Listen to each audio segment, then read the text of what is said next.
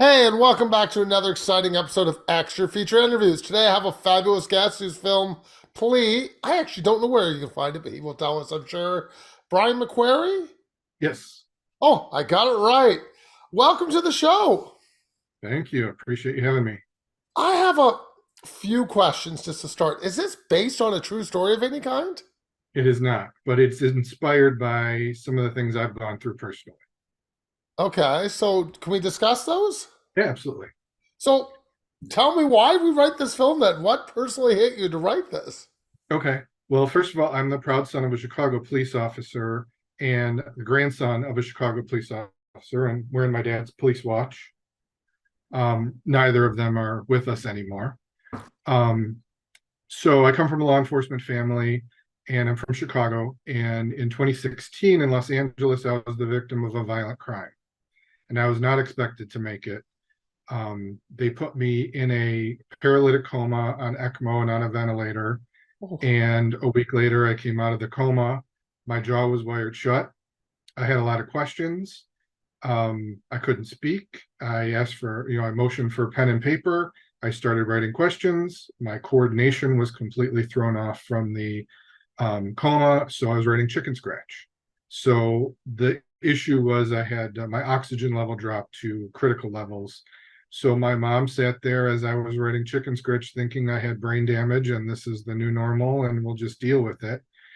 And the next day or the day after, they brought an alphabet chart, and I couldn't even point to the letters I wanted on the alphabet chart because my coordination was off.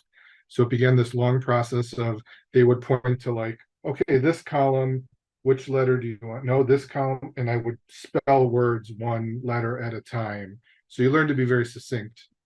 Um, and then I had to learn to walk again. They had to get me out of bed. I had to learn to walk again. So I went through that. Then once I was out of the ICU, the police came to see if I could identify who did it. And I did. And they already knew, but this was corroboration. And then I found out when I got out of the hospital, they only charged him with a misdemeanor and had no intention to arrest him. So then I had to advocate with the DA's office and get felony charges. And then the felony charges and felony arrest warrant were issued. And then the LAPD said, we don't have the resources to find him. So then we had to advocate with LAPD.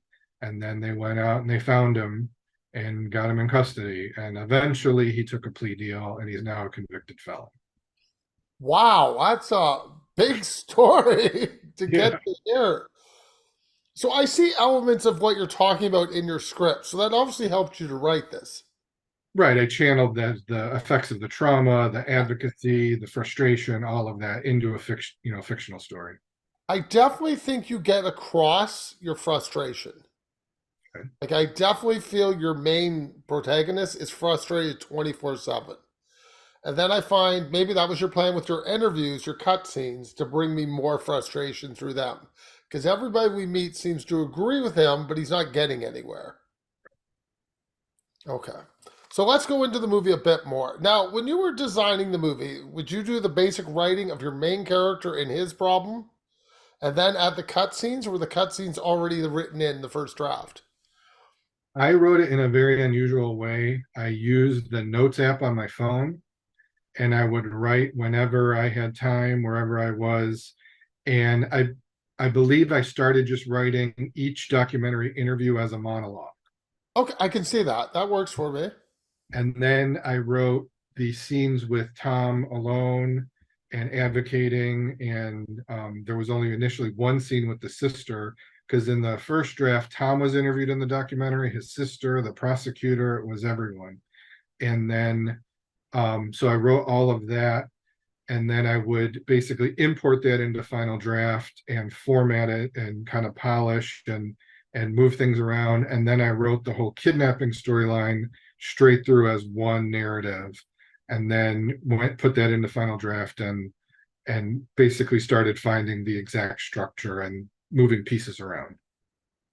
So, how did you feel when the actor would come in? You're like, hey, I just need to read this monologue. You're not going to really interact with anybody, just read the monologue. Is that what you told them? So it was easy to piece it to film it, or was it all Well, at once? we filmed all in pieces, actually, each Thought piece. so. and just did a series of takes, and I sat in as the interviewer off camera. So not only could I prompt them, but I could also give direction, and we just roll a series of takes until we felt like, okay, we got that chunk. Some of them were significant chunks, some of them were one or two lines at a time. But we broke it up like that. Okay, I'm just going to go back to the cutscenes and I'll leave it. I promise. Okay. Is it Uh-huh. all the same room? It looks like at one point you just switch boxes out on me. No, They're all different rooms. all different rooms, some completely different places entirely. Yeah. Wow. Okay. 'Cause the one I wasn't sure about was one with the couch. Because you told me it was all the same, so I said, okay, one side has the desk, the other side has the couch. Because the boxes switch. Because there's one shot you do, a guy has boxes with labels on it, and the other one is a room with same boxes idea. So there are different rooms just with boxes. Well, yeah, the one is a lawyer's office where he's got piles of, Yes. boxes with his stuff, and then the other is a garage where a Yes. woman, we see all her storage because she was looking for photos, and but then the police detective is in a, dining room, and then Yes. the other one is with the couches, like a den. So yeah, all different. So, did you have actors in mind when you were shooting those scenes, or did you put a general blanket out there saying, "Hey, I need people"? I had actors in mind. I mean, I had actors in mind when I wrote it, and I got some of them and not others because of scheduling or didn't want to do it type of thing. But I worked as an assistant director for 10 years and I've made short films. So I kind of have a Rolodex of actors that I know are good and are easy to work with. And then from that point, when I needed other options, I went to actor friends. Eddie, who plays Hardy Knight, he's a member of the Actors Studio.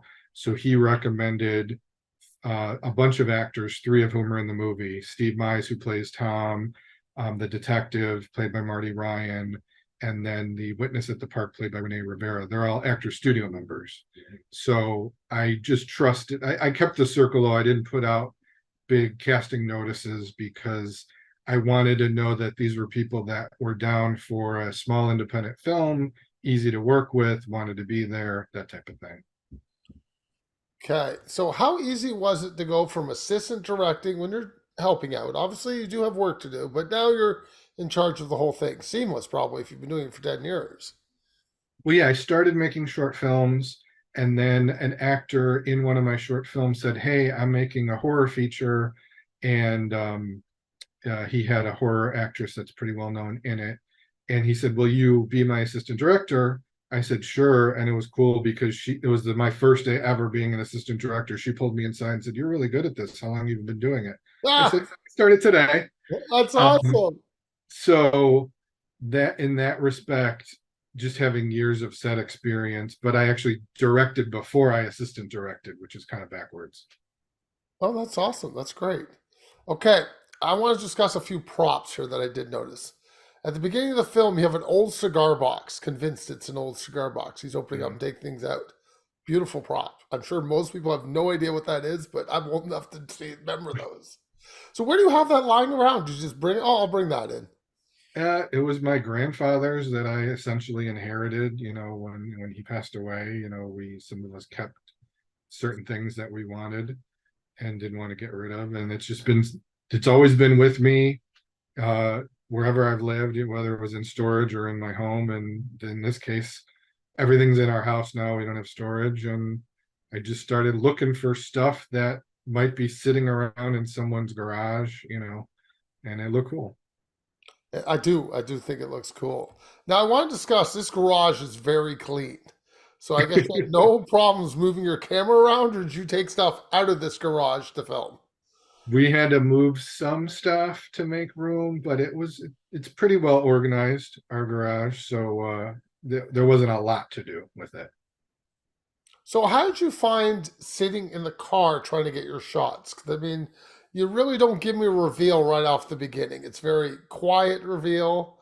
I Mhm, mean, I knew it was coming. It kind of does explain itself, but in the beginning, I have no idea what's going on. mhm. So how did you find shooting your angles so you don't give things away? I wanted just to be very, very simple. I mean, we shot the actress, actually, the way we shot it, she did both phone calls, calling the other actors live on the phone in the Oh, take. and straight through. I mean, they were all so good and so prepared that there were just takes of the whole thing all the way through for like 10 minutes. Interesting. I just wanted to keep that very simple and be with her, and what she's going through. And I didn't want to film cutaways of the people on the phone and wherever they were and what they were up to. I just really wanted you to be with Olivia. I quite laughed at the school scene. The school chat, the phone made me laugh because I really Mhm. believe that happened to you. Yeah, I mean, I made it up, but yeah, I think there are those policies, and rightfully so. You making sure kids can't just get picked up by any adult. Well, that's exactly because I've been through that, making a list, and I was dying listening to that. I'm like, that's so true. And I'm sure there are parents that don't provide the list and just think, oh, it's fine. One of us will Well, get that's it. usually with us. We did Yeah. that, then we realized maybe we should put a couple people on the list just in case that once time that we're not available. Yeah. I worked in an after school program in high school where I was like a volunteer and worked with the kids. And I remember even back then, this is 1991, they had a security door that you had to buzz in, and they had a list, and they were strict about it, because this is the last thing anyone wants to hear is a child was abducted at their after school program. That's supposed to Exactly. be safe. So when people are watching this film, are they on the edge of their seat? Because you have no idea. You never give away the ending of this film, ever. I Yeah. have no idea where we're going to end up.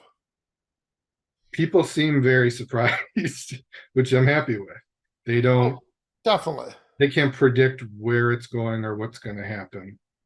I do. I'm not going to talk about the end, but I'm going to ask a question about the end because you obviously have directed it and seen it, so you think you might have it. Was there Just ever a don't different? reveal who the kidnapper is. I I'm want to not keep going that. to. Okay. I Okay. have no interest in revealing Okay. that. Was there ever a different ending? A more of a final ending? No. Okay, so it's always just supposed to be up to me. Yeah, there was an even more abrupt thought for the ending, which essentially would have removed the final shot. Oh, that would have hurt. Yeah, yeah. And I thought about it, and actually when it screened at the first film festival, someone asked me, "Did you ever think about ending it here?" I said I did, but it's just much more, even though it's not a quote unquote satisfying ending, it's more satisfying, I think, with the final shot. Interesting. I love the beautiful court drawings. I thought they were lovely. Who did those? Those were done by a very old friend of mine named John Stangland. He has worked in the comic book industry. He owns a comic book store called Atlas Comics in Chicago. Ah, That you do give him a shout out. here's my plug. He's the 35-year anniversary sale this weekend. So he's been doing it a long time, and I contacted him, and he as far as I know, he had a lot of fun doing Oh, it was wonderful. I thought your music was different. Like at times it's very commanding, it. Mhm, and at times you pull it back and let it just be subtle underneath. And mhm. I kind of find you were hiding it on me a couple of times. I really thought it was hidden. I'm like, that's music. And Okay. it took me back because I was trying to think, were you doing sound editing or music at a couple times? Well, we have two composers actually. Ah, okay, that would help me. We have we treated the documentary as its own thing because in the logic of the story, it would exist as its own thing. So that was one composer. That was Barry J. Neely, who I'd worked with before, and he developed a few different themes. And then Patrick Donahoe did the bulk of the movie, the narrative, and the kidnapping theme, I'll call it, every piece is a different riff, a different, totally different piece of music. They're all kind of the same whole, but Pat really wanted to experiment and do different things. And some, like you said, are more subtle than others. Some are really in your face, and some are just there giving tension, hopefully making you uneasy. And he also developed the theme for Joanna the wife, which is one of my favorite pieces. It's a very emotional piece that we kind of recur and mash up at times. Okay. Well, I was going to get to Joanne, don't worry. Someone actually, the idea for the husband and wife videos, they're Mm. very good. I Okay. thought they felt very realistic. So is this based on your real life, or you just made that one up too? Just made it up. Just wanted to find ways for you to meet Joanna and feel the loss Tom goes through without just saying, oh, he's going through loss, oh, he's going through trauma, like giving you that glimpse of their relationship so you know he really lost something special. Like, how much work did you have to do with Tom, or Tom just came in with that emotion? Because he seems real to me. Like, I really felt Tom was not acting at any time. Like, he Okay. seemed to get the character and just come in, boom, I understand this. Yeah, we had long conversations beforehand because we shot during COVID and because of the nature of that, there was no rehearsal period, very strict filming protocols and testing and all that. Um, so he did a lot of prep. I mean, he's a terrific actor. He's a member of the Actors Studio. He just really cared about this project and this role. So he did a lot of his own prep, and then he would call me or email me with questions and ideas and thoughts, and we would just talk about all that, and I would give him as many answers and as much information as I could. He, because Eddie Kaler, who plays Hardy Knight, because the two of them in real life are old friends, that I think helped that relationship because they have a real relationship to build on. But the other actors were new actors to him, and yeah, he just came ready to go. Did you want to spend more time in the car shooting? Because I felt you could have done a little bit more with the car while it was moving. Or you Uh, just felt you were going to use the cutscenes to fill that stuff in. I needed to know. yeah, I didn't want to just exposition, exposition, exposition in those scenes. I wanted to kind of you get information in the documentary and then they're arguing about it, as opposed to just them explaining it all to the audience in the car. It's funny because when Heather Langenkamp read the script, she said, "I want more of that kidnapping storyline. Like So did that's I. my part." I And heard so I wrote what Anne calls Olivia's monologue late in the film where she's talking to Tom and he's not responding. I added that and I added another scene late in the film back in as well with them because I'm not going to argue when someone gives me a good note like we need more of this, I so agree with her. I wanted you could even add another 5 minutes. And I would have been totally happy with the I enjoyed that. I think I like Tom so much as an actor that I wanted more of him. Anytime I have Tom, I'm happy. I'm not okay, saying there's anything good, wrong with anybody else. I just love Tom. okay, Like he sold me. Right? This thing, I'm like, I like this guy. I could watch things with him again. I enjoy his right, company. yeah, that's terrific. And also because you're directing, right? I mean, if you're not doing a good job, I'm not going to enjoy that either. Okay, out in the forest. I do always have to ask questions when we're out in the forest. Did you get gawkers or anything, or was it just a quiet forest because it was COVID? It's private property, so we Okay. didn't we had totally to ourselves. Okay. That's all the good questions I had. I always ask this question. So as you're writing your script, and you said you did it on notes, and then you take it home and do final draft, and you've read it, you've done your cut scenes. The connection's a little broken up here. Oh, I'm You're sorry. Not on my end. You still there? I've got you frozen on my screen right now. Okay, let me pause recording. So you've told me you've written on script. You told me done final draft. Does anybody else get to read your script besides the actors? I mean, you gave it to Heather Langenkamp, which is wonderful. Does your wife read it? Best friends read it? Do you take notes for them, or just want to hear their opinion?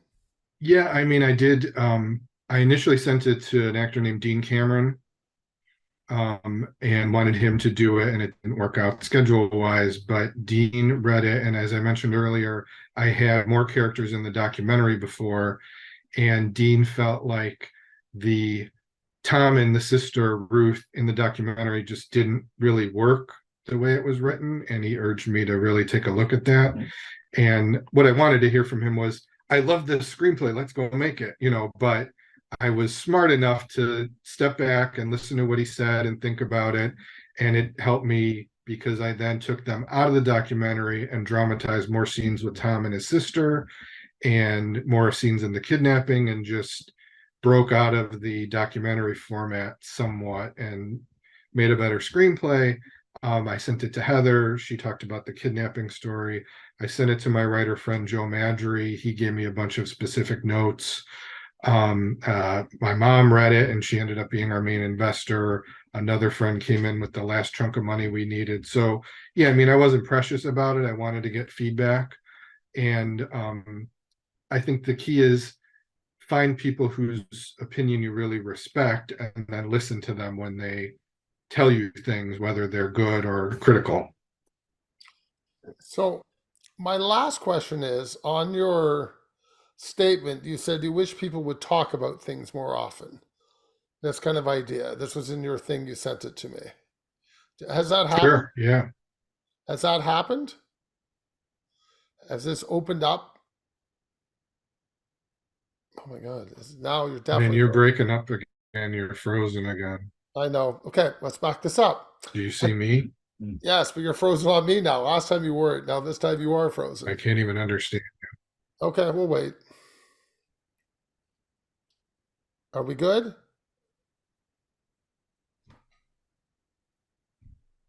Are we good?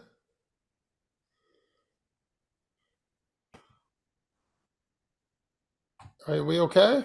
Yeah. I I just don't know what's just going on. rebooted. This is gonna be a great edit for me. Lots of fun. Okay, I know. back we go. At the end of the description you sent me, you said, "I hope this helps people discuss these kind of crimes." Did this happen? Do you feel your film has helped that?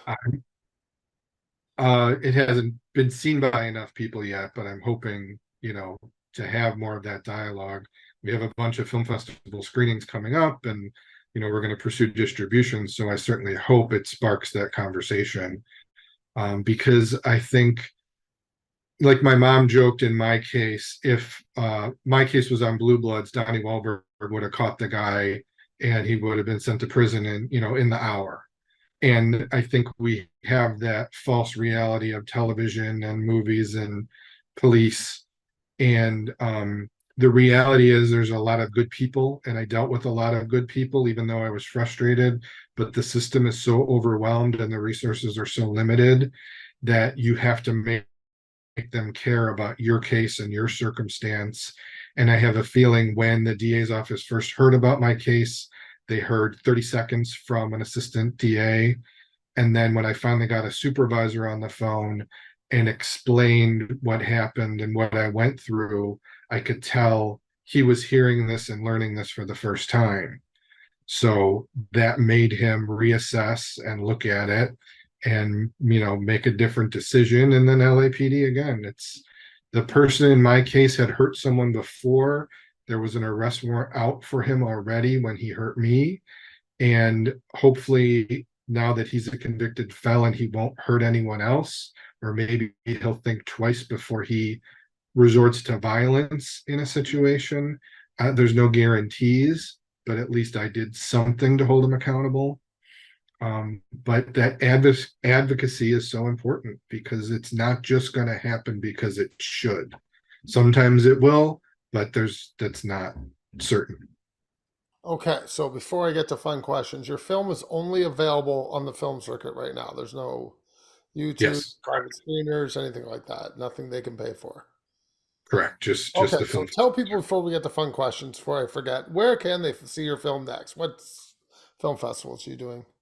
Okay, on October 6th, it's going to be at the First Glance Philadelphia Film Festival. And also on October 6th, it's going to be in Glendale, California at the SYS's Six Figure Film Festival. So both coasts basically on the same day. It's going to play in later in October, mid-October at the Treasure Coast Film Festival in Florida, and then at the end of the month in the Mesa International Film Festival in Mesa, Arizona. And which ones will you be attending? I'll be in Glendale, California, and hopefully Arizona. Awesome. Well, those are an easy drive for you from one to the other, which is good. Yeah. Okay, fun questions. Your favorite Okay. film, please? My favorite film is It's a Wonderful Life. Number two, one actor you will work with in the future. Oh boy, that I hope to work with in the future. I always like to say you will because I like to have faith. Okay. I hope to. It's fine. Let me think. Sally Field. Oh, I think that's possible, actually. She's not working a Okay. lot All right. lately. I mean, she did the 80 for Brady, I think was her She last did one. 80 for Brady. So you got Yeah. a chance. I think Sally Field will do your independent movie. I have faith. One film Okay. you always should recommend to people, but they never watch.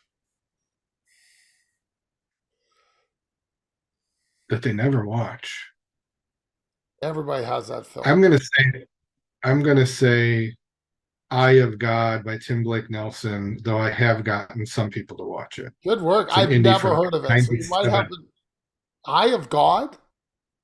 Eye of God. It's with Nick Stahl when he was very young, and it's with I'm gonna blank on everyone else.